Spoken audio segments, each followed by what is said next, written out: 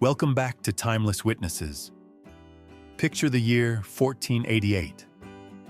From the highest spire of Chateau d'Arp, a 12-year-old girl peers into the fading light. Her fingers locked around the icy stone as though the tower itself were the only thing keeping her steady. Below, the countryside of Brittany ripples with enemy standards, a crawling sea of color and steel that spreads across the fields with the inevitability of a coming storm. The wind carries the acrid smell of smoke from burning villages, and somewhere in the distance, she can hear the faint clash of steel on steel. This is not how queens are supposed to be made. Anne of Brittany presses her face against the window, her breath fogging the glass as she watches her world crumble. The weight of a duchy, an entire people, rests on shoulders that should be carrying nothing heavier than a child's concerns. But childhood ended for Anne the moment her father's labored breathing stopped echoing through these same stone halls. Now she is Duchess of Brittany, the last hope of a proud Celtic nation, and powerful men across Europe are already deciding her fate, like merchants haggling over a prized mare. She doesn't know it yet, but she will be forced to marry 3 times. She will endure at least 14 pregnancies, watching child after child slip away like morning mist. She will be passed from one conqueror to another, each marriage a political shackle disguised as a golden crown. This is the story of how a little girl became the most tragic queen in European history, and how she somehow found the strength to fight back. Before diving into these forgotten stories of survival and suffering, if you enjoy learning about the hidden truths of history, consider hitting that like button and subscribing for more content like this. And please comment below to let me know where you're listening from. I find it incredible that we're exploring these ancient stories together from different parts of the world, connected across time and space by our shared curiosity about the past. To understand Anne's tragedy, you have to understand what Brittany was and what it meant to lose it. Picture a land where ancient Celtic traditions still whispered through oak groves, where the Breton language flowed like honey on the tongues of fishermen and farmers, where proud dukes had ruled independently for centuries, while the rest of Europe shifted like sand around them. Brittany was the last free Celtic nation, a stubborn thorn in the side of an expanding French kingdom. When Anne's father, Duke Francis II, died in 1488, he left behind no male heirs, only 2 daughters. With Anne as the elder, in a world where women were considered property to be traded, inherited, or conquered, this was both Anne's curse and her opportunity. The moment news of Francis's death reached the courts of Europe, the vultures began circling. King Charles VIII of France, barely older than Anne herself, saw an opportunity to finally absorb Brittany into his growing empire. The Holy Roman Emperor Maximilian the Fierce viewed her as a potential pawn in his endless chess game with France. Meanwhile, Anne stood in her father's tomb, tears streaming down her face, unknowing that powerful men were already drawing up marriage contracts with her name on them. At 13, Anne made her first desperate move in a secret ceremony that would have been considered treasonous by the French court. She married Maximilian Aimé by proxy. The emperor wasn't even present. A stand-in held Anne's trembling hand as she spoke vows to a man she'd never met, in a language she barely understood. It was a political alliance masquerading as a marriage, designed to give Brittany the protection of the Holy Roman Empire against French aggression. But Anne had underestimated the ruthlessness of teenage kings. Charles VIII of France was not about to let his prize slip away to a Habsburg emperor. In 1491, French armies swept across Brittany like a plague of iron and fire. They moved with the precision of a well-oiled machine, capturing fortress after fortress, cutting off supply lines, and slowly tightening the noose around Anne's neck. Picture the scene: a 15-year-old girl standing on the battlements of Rennes, watching the French banners multiply on the horizon like a deadly rash. Her advisors speak in hushed, urgent tones behind her, but their words blur together into meaningless noise. The reality is stark and brutal. Brittany cannot win this war. The French have more men, more gold, more time. Anne's proxy marriage to Maximilian has proven to be nothing more than a paper shield against a very real sword. The siege of Rennes lasted months. Inside the city, food grew scarce, and Anne could hear the distant thunder of French cannons testing the walls. She must have wondered if Maximilian would come to her aid, if the promised armies of the Holy Roman Empire would appear on the horizon like salvation. They never came. In the game of European politics, Anne was discovering that promises made to teenage girls were worth less than the parchment they were written on. By winter, the choice was clear: surrender or watch her people starve. Anne chose surrender, but Charles VIII's terms were savage. Not only would she have to renounce her marriage to Maximilian, but she would have to marry Charles himself, the conqueror demanding the conquered as his bride. It was a pattern as old as warfare itself. On December 6, 1491, Anne stood in the Cathedral of Lens, her hands shaking as she placed them in Charles's. She was barely 16 and he was 21. The ceremony was magnificent. Cloth of gold, precious stones, hundreds of witnesses. But Anne's eyes were hollow. She was signing the death warrant of Breton independence, and she knew it. The marriage contract was particularly cruel. It stipulated that if Charles died before Anne, she would be required to marry his successor. She wasn't just becoming a queen, she was becoming a hereditary asset of the French crown, to be passed from one king to the next like a prized jewel. The girl who had once stood defiantly in the towers of Nantes was now legally forbidden from ever escaping French control. Their wedding night was a study in royal brutality disguised as ceremony. Charles, barely out of his teens himself, was not known for his gentleness. Anne, raised in the comparative freedom of Breton court culture, was unprepared for the harsh realities of French royal marriage. What happened in that ornate bedchamber at Lens was not love. It was conquest in its most intimate form. But Anne was stronger than anyone imagined. Within months, she was pregnant. The French court celebrated an heir to secure the union of Brittany and France. Anne must have felt a complex mixture of emotions: hope that this child might give her some measure of power, fear for what carrying a conqueror's child meant for her soul, and the devastating knowledge that she was now trapped forever. The child was born dead. This would become the pattern of Anne's life. Hope followed by crushing loss. Pregnancy followed by grief. In the medieval world, infant mortality was common. But Anne's losses were extraordinary even by the standards of the time.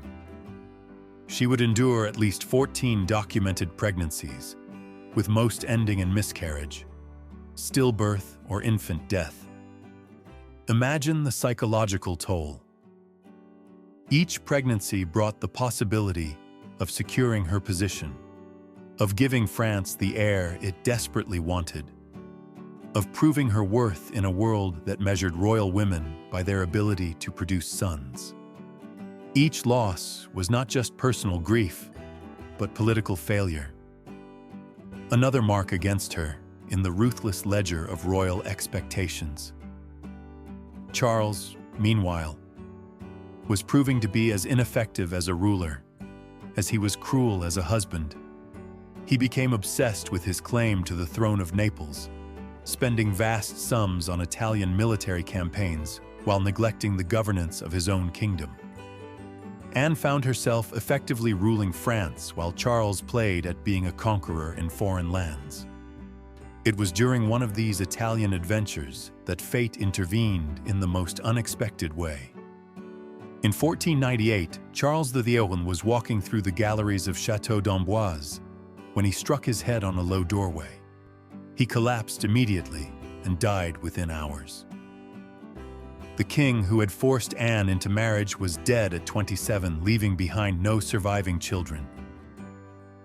Anne was free, but only for a moment. According to the terms of her marriage contract, she was now required to marry Charles's successor, Louis XIII. But Louis presented a problem. He was already married to Joan of France, the daughter of Louis XIV. The solution was typically medieval in its cynical efficiency. Louis would seek an annulment from the Pope, claiming his marriage to Joan was invalid. The annulment process was a masterpiece of royal manipulation. Louis claimed that Joan was physically deformed and unable to consummate their marriage, despite the fact that they had been married for 20 years.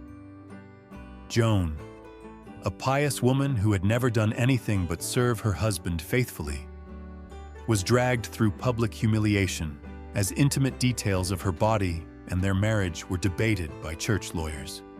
Anne watched this proceeding with growing horror. She was seeing her own future played out in Joan's present. Royal women were not people, but problems to be solved, obstacles to be removed, resources to be redistributed. When Joan was finally cast aside and sent to a convent, Anne knew she was staring at her own potential fate. But Anne had learned something during her first marriage. She had discovered that even trapped queens could wield power if they were clever enough. When Louis XV came to claim her as his bride, Anne surprised everyone by negotiating. She agreed to marry Louis, but this time she demanded concessions. Brittany would retain certain autonomous privileges. She would have a say in the succession if they had children. Most importantly, she secured a promise that if Louis died before her, she would not be forced to marry his successor. She would be free to choose her own fate. The negotiations were a masterclass in royal diplomacy. Anne, now 22 and hardened by years of loss and betrayal, faced down the most powerful king in Europe and extracted promises that should have been impossible for a woman in her position to obtain. She had learned to use her value as a political asset to carve out small spaces of autonomy within the prison of royal marriage. The wedding, held in 1499, was a far different affair from her first. Anne was no longer the terrified teenager who had trembled before Charles VIII. She was a queen who had buried children, ruled a kingdom, and survived the machinations of European politics. When she placed her hand in Louis, it was not surrender, but negotiation. Louis XV had proved to be a different kind of husband than Charles had been. Where Charles was brutal and impulsive, Louis was calculating and patient. He understood that Anne was not just a wife, but a political partner whose cooperation was essential to his reign. Their marriage, while still fundamentally coercive, developed into something resembling mutual respect. Anne threw herself into a new role with fierce determination. She established a court culture that blended French sophistication with Breton traditions, created patronage networks that extended her influence throughout the kingdom, and began the delicate work of ensuring that Brittany retained its unique identity even within the French realm. But the ghosts of her lost children haunted every moment. Each pregnancy brought hope and terror in equal measure. She had learned to manage her expectations, to prepare for loss even as she prayed for success. The psychological armor she had developed was impressive, but heartbreaking. A woman who had trained herself not to hope too much for her children. In 1501, Anne gave birth to a daughter, Claude. The child lived, thrived, and became the light of Anne's life. For the first time in years, Anne experienced the joy of successful motherhood. But even this happiness was tinged with political reality. Claude was a daughter, not the son France desperately needed. Anne's subsequent pregnancies followed the familiar pattern of loss. Sons who lived only days, daughters who never drew breath. The endless cycle of hope and grief that defined royal motherhood in an age of primitive medicine and political pressure. Each loss was both personal tragedy and state crisis. Another failure in Anne's primary duty as queen. The political implications of these losses were enormous. Without a male heir, the succession remained uncertain. Anne's failure to produce sons was seen as a divine judgment, a sign that perhaps the union of Brittany and France was not blessed by God. Courtiers whispered. Foreign ambassadors sent coded messages to their masters, and Anne felt the weight of an entire kingdom's future pressing down on her shoulders. But Anne had learned to find power in unexpected places. She became a patron of the arts, commissioning works that celebrated Breton culture and history.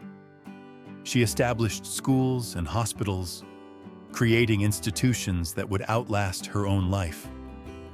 She carefully managed her daughter Claude's education, ensuring that the girl would be prepared for the brutal realities of royal life. In 1514, after 15 years of marriage to Louis XIII, Anne faced her greatest test, Louis.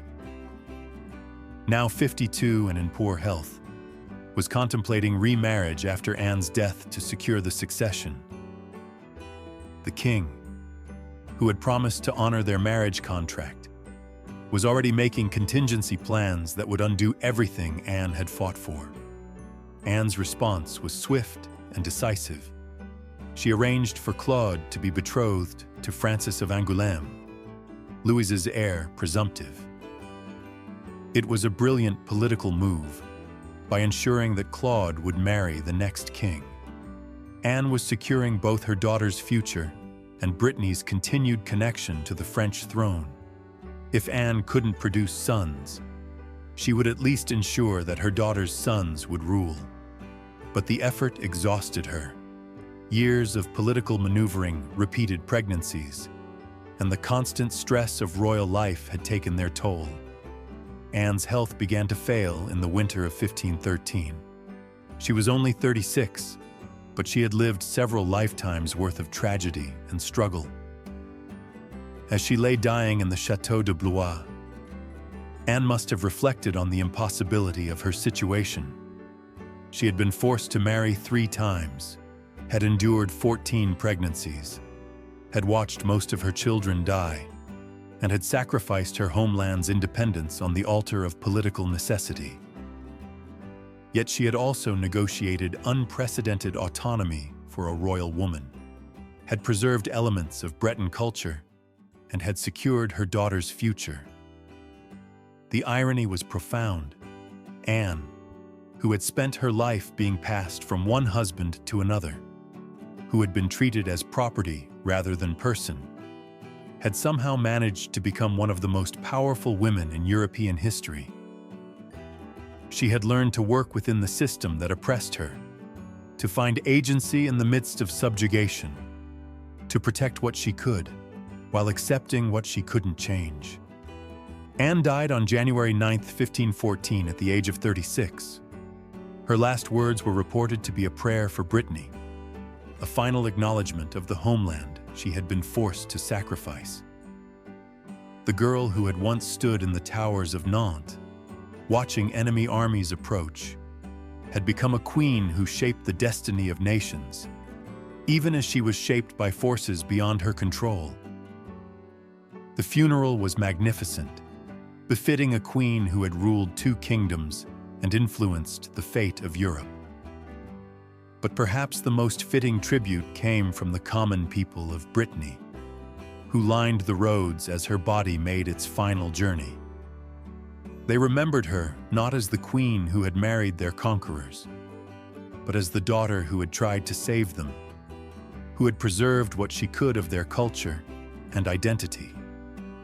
But to truly understand the magnitude of Anne's tragedy and triumph, we need to delve deeper into the moments that shaped her, the intimate details of a life lived under impossible circumstances, the small rebellions that added up to something resembling freedom, and the cost of survival in a world that viewed women as nothing more than walking wombs and political assets. Let's return to that first wedding night at Longueuil. In 1491, Anne, 16 and trembling, stood in the ornate bedchamber as servants prepared her for her duties as wife to Charles V. The room was decorated with tapestries depicting scenes of conquest. How grimly appropriate. The bed itself was a monument to royal excess, carved with symbols of French power that must have felt like mockery to a girl who had just signed away her homeland's independence. What the official chronicles don't tell you is that Anne wept. Not the delicate tears of a romantic bride, but the raw, desperate sobs of a prisoner who finally understands the full scope of her captivity. Her ladies-in-waiting, themselves products of aristocratic marriages, arranged for political gain, offered what comfort they could. But what comfort could there be? Anne was about to be initiated into the most intimate form of conquest, and everyone in that room understood the reality behind the ceremonial pomp. Charles entered the chamber with the swagger of a young man who had never been denied anything he wanted. At 21, he was already showing signs of the physical and mental instability that would define his reign. His appearance was striking in all the wrong ways: a protruding jaw, a hooked nose, and eyes that seemed to look through people rather than at them. This was the man who would father Anne's children, who would share her bed, who would have unlimited access to her body for the rest of his life. The consummation was brutal. Medieval marriage contracts were explicit about the need for witnesses to confirm that the union had been properly completed. So Anne's humiliation was not even private.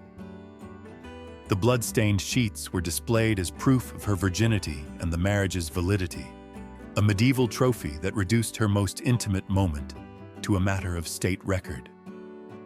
But Anne learned something crucial that night. Survival required a kind of internal fortification that had nothing to do with castle walls or armies. She discovered that she could separate her mind from her body, that she could endure what could not be changed while preserving some essential core of herself that remained untouchable. It was a skill that would serve her well in the years to come. The early months of marriage to Charles were a masterclass in royal humiliation. The French court, flush with victory over Brittany, treated Anne like a prized captive rather than a queen. Courtiers would bow to her face and snicker behind her back, making jokes about the Breton mare and placing bets on how long it would take her to produce an heir. Anne endured these slights with outward grace, but inside she was cataloging every insult, every slight, every moment of disrespect. She was learning the true cost of conquest, not just the loss of political independence, but the systematic destruction of personal dignity. Her first pregnancy came quickly, as was expected. The French court celebrated with premature enthusiasm, already planning the christening of the prince who would cement the union of Brittany and France. Anne, meanwhile, was experiencing the peculiar mixture of hope and terror that would characterize all her pregnancies. Would this child be her salvation or her doom? Would motherhood give her power or simply provide another weapon for her enemies to use against her? The pregnancy was difficult from the start. Anne suffered from persistent nausea, debilitating headaches, and a strange sense of foreboding that she couldn't shake. The court physicians, men who understood politics better than medicine, assured everyone that these were normal symptoms, signs of a strong child growing in her womb. But Anne's body was telling her something different. She lost the baby in her 6th month. The child was born just developed enough for everyone to see that it would have been the son France desperately needed. Anne held the tiny, perfectly formed body in her arms. This prince who would never rule. This child who had died before drawing a single breath. The grief was overwhelming. But what made it unbearable was the immediate shift in how she was treated. The moment the child's death was confirmed, Anne transformed from precious vessel to potential problem. The whispers started immediately. Was she cursed? Was God punishing France for something? Was she capable of bearing healthy children at all? Charles's reaction was telling.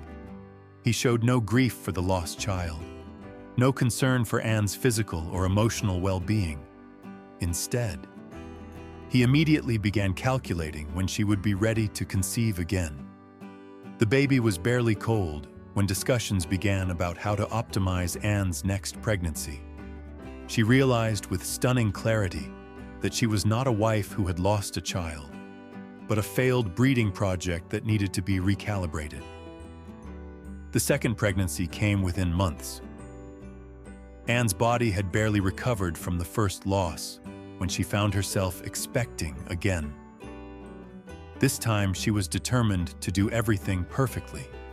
She followed every recommendation of the physicians, every superstition of the midwives, every prayer suggested by the priests. She ate foods that were supposed to encourage male children, slept in positions that were believed to prevent miscarriage, and wore amulets that promised divine protection for her pregnancy. None of it mattered. The second child lived only 3 days. Anne held her dying son as his breathing grew shallow, watching the life fade from his eyes while courtiers already whispered about what his death meant for the succession. She realized that she was trapped in a nightmare from which there was no awakening, condemned to endure pregnancy after pregnancy, loss after loss, with each failure making her more vulnerable to the political machinations of those who saw her as an obstacle to be removed. The pattern established itself with horrifying regularity: pregnancy, hope, loss, blame, and the immediate pressure to conceive again. Anne's body became a battleground where the future of nations was fought, and she was losing every battle. The physical toll was enormous. Constant pregnancy and miscarriage left her weak, anemic, and prematurely aged. But the psychological damage was perhaps worse. She was developing a kind of protective numbness, a way of experiencing hope without fully believing in it, of preparing for loss even as she prayed for success. Charles, meanwhile, was proving to be as incompetent as a king as he was callous as a husband. His obsession with the Italian wars consumed vast resources and attention, leaving France's internal affairs to be managed by others. Anne found herself stepping into the void, managing correspondence, meeting with ministers, and making decisions that should have been Charles's responsibility. It was ironic. She was gaining real political power, just as her personal life was becoming a catalog of losses. The Italian campaigns also provided Anne with some respite from the relentless pressure to conceive. When Charles was a way-playing soldier, she could focus on governance rather than pregnancy. These periods of relative freedom gave her glimpses of what she might have been capable of if she had been born male, or if she had lived in a different era.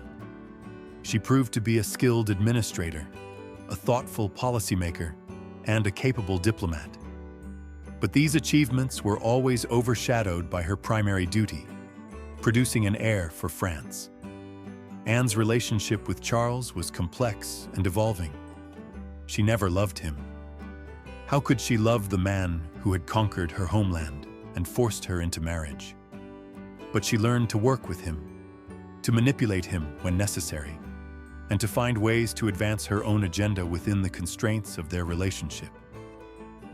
She discovered that Charles, despite his cruelty, was also deeply insecure and dependent on her in ways he didn't fully understand. This gave her leverage, small spaces where she could exercise influence and protect what mattered to her. One of Anne's most significant acts of subtle rebellion was her patronage of Breton culture. While she could not prevent the political absorption of Brittany into France, she could ensure that Breton traditions, language, and customs were preserved and celebrated. She commissioned works of art that depicted Breton history, supported scholars who studied Breton literature, and maintained a court culture that honored her homeland's heritage. These might seem like small gestures, but they were acts of cultural resistance that helped preserve Breton identity for future generations. Anne also began to build networks of female power that transcended traditional political boundaries. She corresponded with other queens and noblewomen across Europe, sharing information, offering support, and creating informal alliances that operated outside the male-dominated diplomatic sphere. These relationships provided her with both practical advantages and emotional sustenance during the darkest periods of her life. The death of Charles VIII in 1498 was both liberation and fresh trauma for Anne. She was finally free from a marriage that had brought her nothing but pain. But she immediately faced the prospect of another forced union. Louis XII's pursuit of an annulment from his wife, Joan, was a stark reminder that royal marriages were business transactions, not personal relationships. Anne watched Joan's public humiliation with a mixture of sympathy and terror, knowing that she was seeing her own potential future played out in real time. But Anne was no longer the terrified 16-year-old who had been dragged to the altar at Langeais. She was now 22, hardened by years of loss and political maneuvering, and she had learned to use her value as a political asset to extract concessions from those who sought to use her. Her negotiations with Louis XIV were a masterpiece of strategic thinking, proof that she had transformed from victim to player in the game of European politics.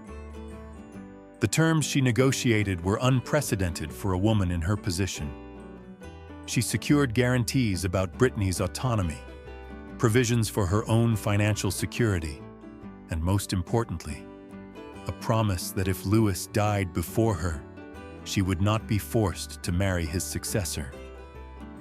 These concessions represented a fundamental shift in the balance of power within royal marriage. Anne had managed to carve out spaces of agency within a system designed to deny her any autonomy at all. Her second wedding, to Louis XIV in 1499, was a very different affair from her first. Anne entered this marriage not as a conquered prize, but as a negotiating partner who had secured terms that protected her interests. She was still being forced to marry against her will, but she had managed to impose her conditions on the arrangement. It was a small victory, but in the context of her life, small victories were everything. Louis XIV proved to be a very different kind of husband from Charles VIII, where Charles had been brutal and neglectful. Louis was calculating and attentive. He understood that Anne was not just a wife, but a political asset whose cooperation was essential to his success.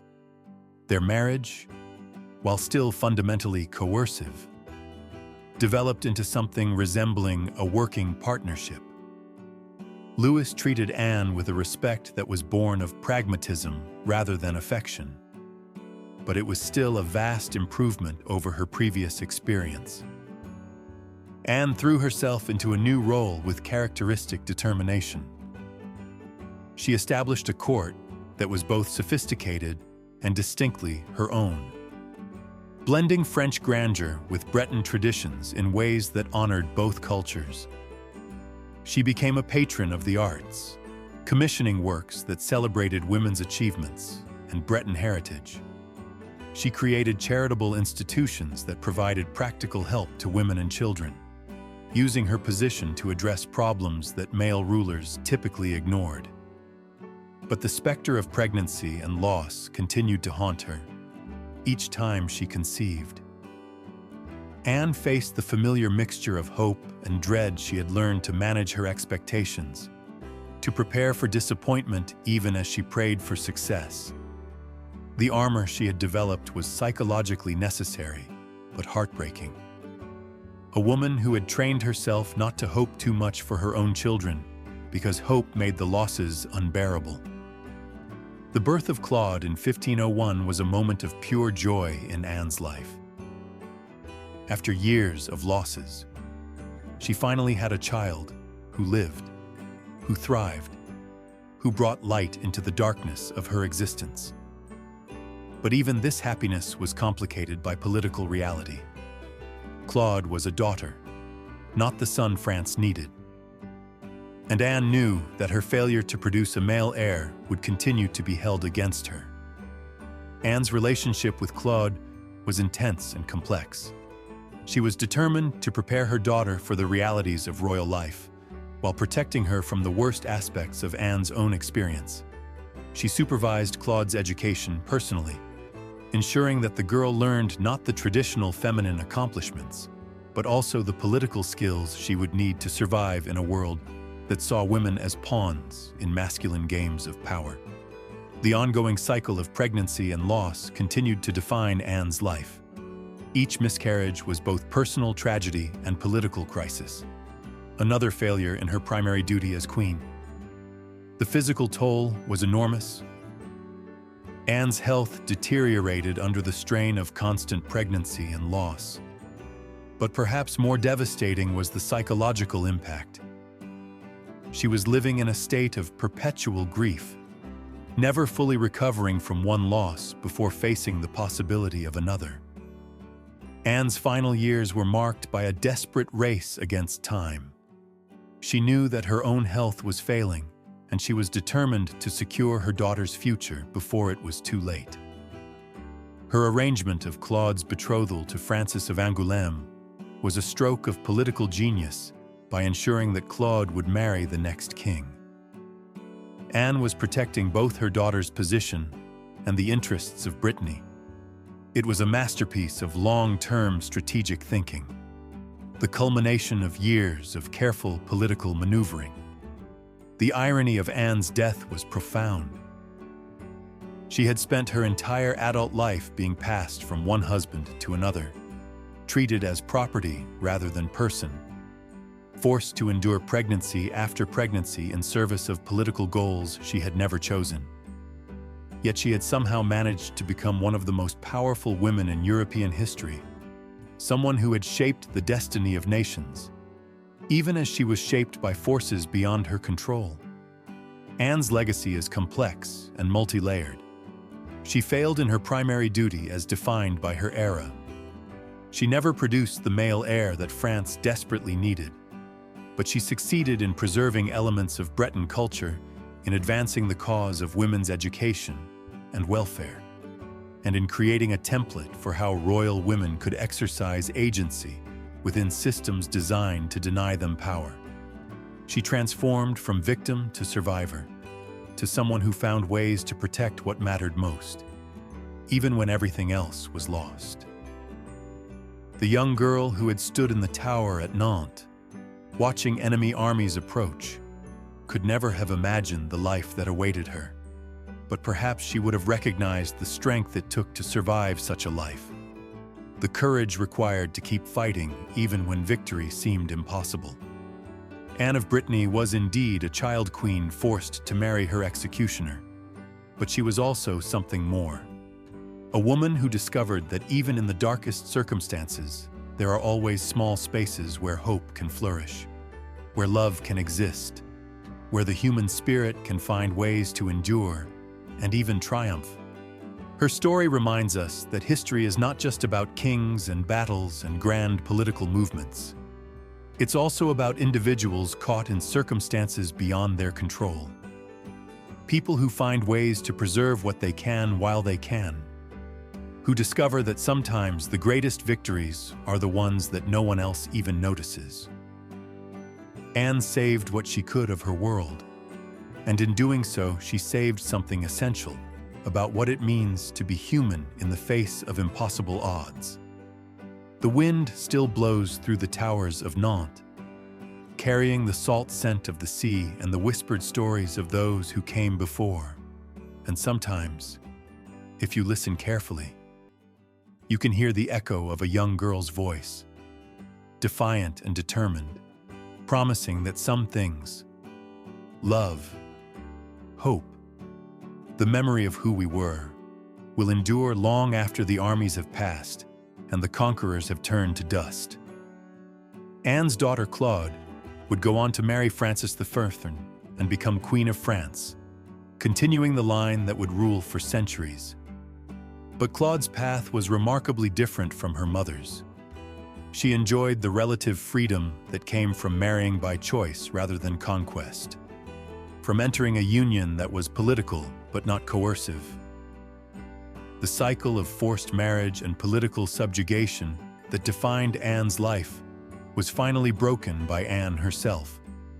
Through her careful planning and fierce negotiations, she had ensured that her daughter would have choices that Anne herself had never been allowed to make. Standing in that tower at Nantes, watching the armies approach, 12-year-old Anne could never have imagined the life that awaited her. She could never have foreseen that she would be forced to marry her conqueror, that she would bury child after child, that she would become the most powerful woman in France, even as she remained trapped by the very system that elevated her. But perhaps she would have recognized the strength it took to survive such a life. Perhaps she would have understood that sometimes the greatest act of rebellion is not resistance, but persistence. Not the dramatic gesture, but the quiet determination to protect what you can while you can. Anne of Brittany was indeed a child queen forced to marry her executioner. But she was also something more. A woman who discovered that even in the darkest circumstances, even within the most restrictive systems, there are always small spaces where agency can flourish, where love can exist, where hope can survive. The girl in the tower became the woman who saved what she could of her world, who transformed conquest into negotiation, who turned survival into a form of victory. In the end, perhaps that's the most any of us can hope for: to face the forces that would destroy us and find ways to preserve what matters most, even when everything else is lost. The wind still blows through the towers of Nantes, carrying the salt scent of the sea and the whispered stories of those who came before. And sometimes, if you listen carefully, you can hear the echo of a young girl's voice, defiant and determined, promising that some things, love, hope, the memory of who we were, will endure long after the armies have passed and the conquerors have turned to dust.